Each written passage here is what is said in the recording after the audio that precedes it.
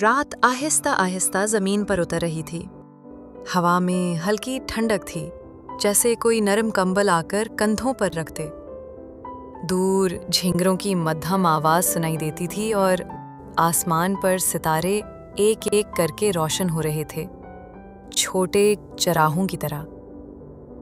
इसी खामोशी में एक छोटे गांव के करीब एक बूढ़े बरगद के दरख्त पर एक कौवा रहता था। उसका नाम कोको था। आज वो थका हुआ था।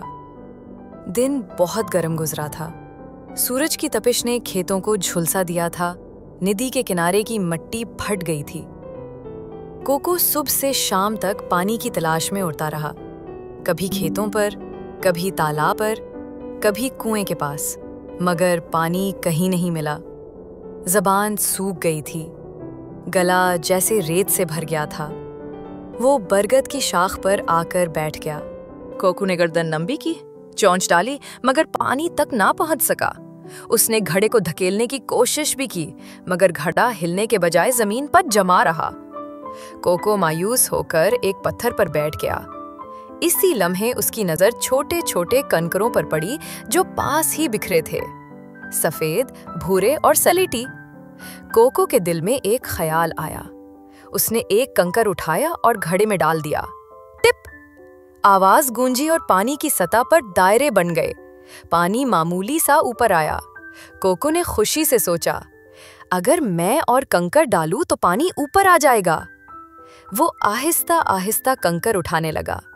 हर कंकर के साथ पानी थोड़ा सा ऊपर आता। वो अपने दिल को, रात गहरी हो रही थी। गांव के एक कमरे से माँ की लोरी की आवाज आई। सो जा मेरे लाल, चांदनी सोने आए। ये नरमी कोको को और हौसला दे गई। वो कंकर डालता रहा, एक एक करके, टुप टुप टुप। ये आवाजें रात की खामोशी में एक मीठी धुन बन गई। कुछ देर बाद पानी वाकई ऊपर आ गया।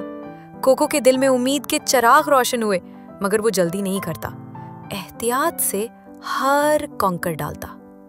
खिड़की के पीछे एक बच्चा जाग गया। उसने कोको को देखकर हैरत से आंखें फैलाईं, मगर माँ को जगाया नहीं। बस खामोशी से देखता रहा, जैसे कोई जादुई मंजर देख रहा हो।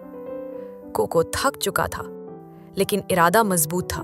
आखिरकार पानी इतना ऊपर आ गया कि वो अपनी चोट से आसानी से पी सकता था। उसने झुककर एक चुस्की ली। ठंडा पानी गले में उतरा तो जैसे पूरे वजूद को सुकून मिल गया। उसने आहिस्ता आहिस्ता मजीद 2-3 घूंट पिए। खिड़की वाला बच्चा मुस्कुराया। कोको ने घड़े में झांका, फिर अपने दिल में कहा, ये सब इन छोटे कंकरों की बदौलत है। छोटी कोशिशें मिलकर बड़ा काम कर। उसने सोचा, काश दुनिया के सारे मसाइल भी यूं ही हल हों।